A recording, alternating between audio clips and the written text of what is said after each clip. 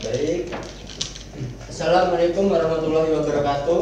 Waalaikumsalam warahmatullahi wabarakatuh. Gimana anak-anak kabarnya? Alhamdulillah, luar biasa. Allahu Akbar. Alhamdulillah. Masih semangat di siang hari ini.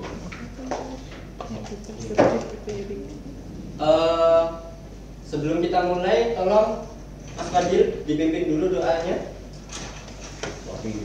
Duduk siap, berdoa mulai. Berdoa selesai. Alhamdulillah. Sebelum kita mulai, Bapak present terlebih dahulu. Ada yang nggak berangkat? Angkat semua. Coba Fadil tadi berangkat. Ulan, Ya, hadir. hadir. Siwi, Hadir. Rosa, Hadir. Rizky, Hadir. Rofi, Isan. Hadir. Oke, hadir semua. Ada yang tahu kita mau bahas tentang apa? Rasul. Rasul kasih Allah. Oke, coba ini yang belum kebagian LKS kemarin. Nah, yang lain udah dibagi kan? Udah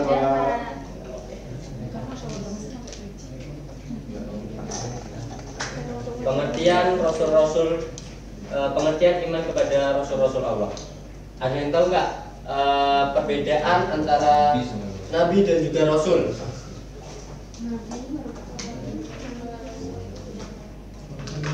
Ayo, ada yang tahu?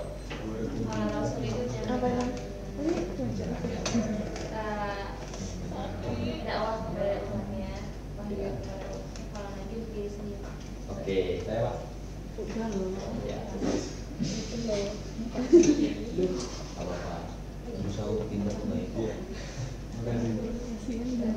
Oke. Pengertiannya yang pertama, iman kepada Rasul berarti kita meyakini bahwa Rasul itu benar-benar utusan dari Allah Subhanahu Wa Taala. Yang mana tugas dari Nabi dan Rasul itu ada berbeda-beda. Tugas Nabi itu diutamakan Nabi itu manusia yang dipilih oleh Allah Subhanahu Wa Taala dan diberikan wahyu. Akan tetapi dia itu tidak memiliki kewajiban untuk menyampaikan wahyu tersebut. Akan tetapi berbeda dengan Rasul. Rasul adalah manusia pilihan Allah yang dimana dia itu diberikan wahyu dan diberikan kewajiban ataupun diberikan suatu amanah untuk menyampaikan kembali apa yang dia dapat dari Allah Subhanahu Wa Taala yang disampaikan melalui malaikat Jibril kepada Nabi dan disampaikan kepada umat-umatnya, gitu. Menurut Imam Ahmad meriwayatkan hadis dari Abi Dzar bahwa Rasulullah ketika ditanya tentang jumlah para nabi, dia menjawab jumlahnya ada 124.000 nabi dan sedangkan Rasul ada 315. Sedangkan menurut At-Tirmizi meriwayatkan hadis dari Abi Dzar menjelaskan bahwa Rasul menjawab jumlahnya nabi tetap sama 124.000 nabi, sedangkan jumlah rasulnya itu berbeda, ada 312. Berarti perbedaannya kurang lebih 3.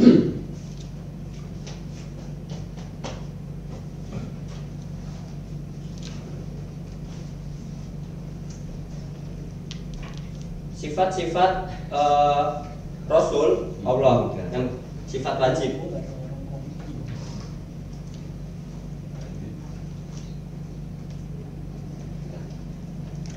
Oke, sifat wajib. Coba di buku itu dibaca.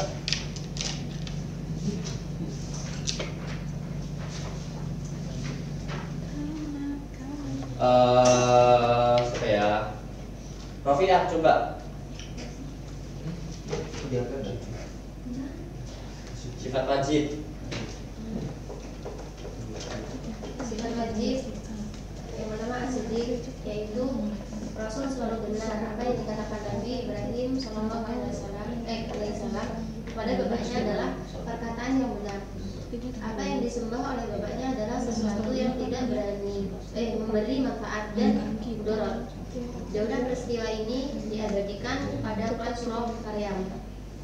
Yang kedua, amanah, yaitu Rasul selalu dipercaya. Di saat kaum Nabi Nuh alaihissalam mendustakan apa yang dibawa olehnya, Allah SWT pun menegaskan bahwa Nuh alaihissalam adalah orang yang terpercaya atau amanah. Yang ketiga, tabligh, yaitu Rasul selalu menyampaikan wahyu. Tidak ada satupun ayat yang disembunyikan Nabi Muhammad SAW dan tidak disampaikan kepada umatnya. Dalam sebuah riwayat diceritakan bahwa Ali bin Abi Thalib ditanya tentang wahyu yang tidak terdapat dalam Al-Quran. Ali pun menegaskan bahwa demi zat yang membelah biji dan melepas napas, tiada yang disembunyikan kecuali pemahaman seseorang terhadap Al-Quran. Yang keempat, fotonah, yaitu Rasul memiliki kecerdasan yang tinggi. Ketika terjadi perselisihan antara kelompok kabilah di Mekah, setiap kelompok memaksakan kehendak untuk meletakkan Hajar Aswad di Ka'bah. Rasulullah SAW lalu menengahi dengan cara semua kelompok yang bersengketa agar memegang ujung kain yang dibawanya. Kemudian Nabi meletakkan batu itu di tengahnya dan mereka semua mengangkat hingga sampai di atas Ka'bah. Sesungguhnya cerdas Rasulullah SAW. Oke, baik. Jadi sifat-sifat wajib Rasul itu ada 4 ya. Yang pertama itu ada sidik. Artinya Pak? Yaitu Rasul selalu benar. Apa yang dia katakan, apa yang dia ucapkan itu selalu benar.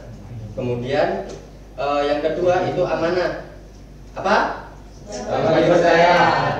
Dapat dipercaya. Nabi itu menyampaikan wahyu itu dengan apa yang diberikan kepada Allah itu dia langsung sampaikan dan tidak ada perubahan sedikit pun. Makanya itu apa yang disampaikan oleh Nabi, apa yang terdapat dalam Al-Quran itu sama semua dan itu bisa divalidasi kebenarannya. Kemudian yang ketiga ada tabligh, yaitu Rasul selalu menyampaikan wahyu. Nah itu Rasul di sini selalu menyampaikan wahyu. Ada bahkan Rasul yang tidak menyampaikan wahyu dan akan menyampaikan wahyu, akan tetapi dia berputus asa dan menyerah dan kemudian dia ditelan. Ada yang tahu ditelan oleh ikan paus? Ada yang tahu Nabi siapa? Yunus. Yang ketiga, yang keempat ada Al-Fanah, yaitu Nabi ataupun Rasul itu memiliki kecerdasan yang tinggi. Nah, di sini tadi diceritakan itu bagaimana Nabi Muhammad itu dia menyelesaikan masalah tentang peletakan batu Hajar Aswad. Jadi begitu. Dan di sebelahnya itu ada sifat-sifat mustahil bagi para nabi dan rasul. Yang pertama apa itu? Artinya Bohong. berbohong ataupun dusta. Yang kedua apa? Khianat. Anak yang Artinya Berkhianat. khianat. Bulan. Yang ketiga Ayo lo. Belajar. apa? Yang ketiga Al-Kitman, artinya mustahil. ya menyembunyikan kebenaran. Yang keempat siwi. Ayo lo. Mustahil itu semuanya iya. Dia bilang iya. Yang keempat siwi apa? Nah, Rasul itu nggak ada. Oh iya juga ya. Ya. Selanjutnya sifat jais. Amanda coba dibaca. Sifat jais bagi Rasul adalah sifat kemanusiaan, yaitu di Kemanusiaan. Adul. Yaitu adul dan syariah. Artinya Rasul memiliki sifat-sifat sebagaimana manusia biasanya, seperti rasa lapar, haus, sakit, tidur, sedih, senang, berkeluarga dan lain sebagainya. Nah, baik. Nah, sampai sini aja. Jadi di sini Nabi dan juga Rasul itu juga memiliki sifat-sifat manusia yang pada umumnya, yang dimana memiliki sifat-sifat manusia pada biasanya seperti lapar, haus, sakit, sedih, senang, dan lain sebagainya. Jadi Nabi itu bukan seperti manusia yang sempurna dan tidak memiliki hal-hal yang seperti ini. Jadi tetap Nabi itu memiliki sifat-sifat jais. Tugas Rasul Allah yang pertama itu menyampaikan risalah dari Allah Subhanahu wa taala. Yang kedua, mengajak kepada tauhid, yaitu mengajak umat untuk mengesahkan Allah Subhanahu wa taala dan menjauhi perilaku musyrik atau menyekutukan Allah. Jadi Nabi itu berdakwah dan mengajak para kaumnya itu untuk menyembah Allah Subhanahu wa taala dan tanpa mensekutukannya. Yang ketiga itu memberikan kabar gembira kepada orang-orang mukmin dan memberikan peringatan kepada orang-orang kafir. Yang keempat, menunjukkan jalan yang lurus. Yang kelima, memberikan dan mensucikan jiwa manusia serta memberikan serta mengajarkan kepada mereka kitab-kitab hikmah. Seperti yang tadi itu ada 4 nabi dan rasul yang memiliki masing-masing itu memiliki satu kitab suci, yaitu yang pertama siapa tadi? Nabi Daud. Apa kitabnya? Daud. Yang kedua Nabi Musa. Apa kitabnya? Taurat. Yang ketiga Injil. Siapa nabinya? Isa. Yang keempat siapa nabinya?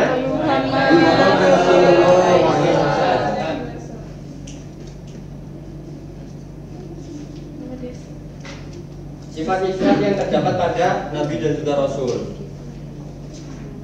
Di sini seperti yang ada di ini,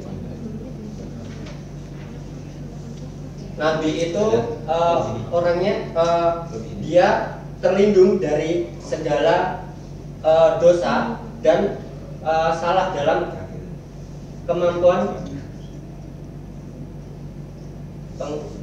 pemahaman agama, ketaatan dan mempunyai wahyu Allah.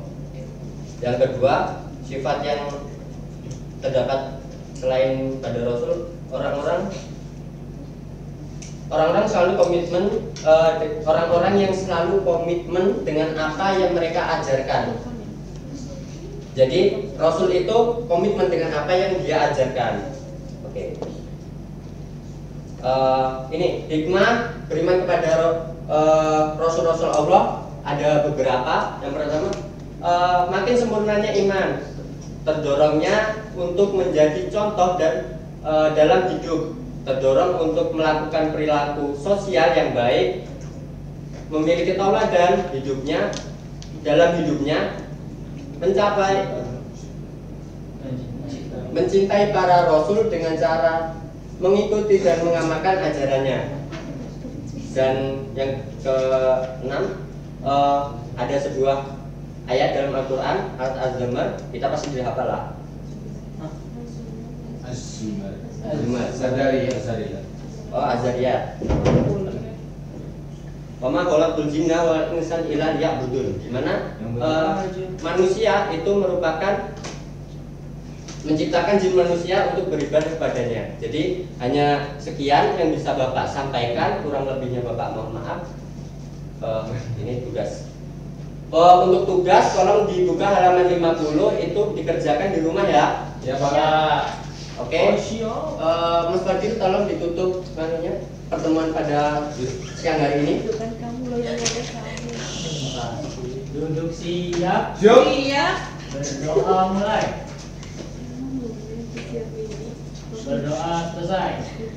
Baik, terima kasih Bapak akhiri. Wabillahi taufiq wal hidayah. Wassalamualaikum warahmatullahi wabarakatuh. Waalaikumsalam warahmatullahi wabarakatuh.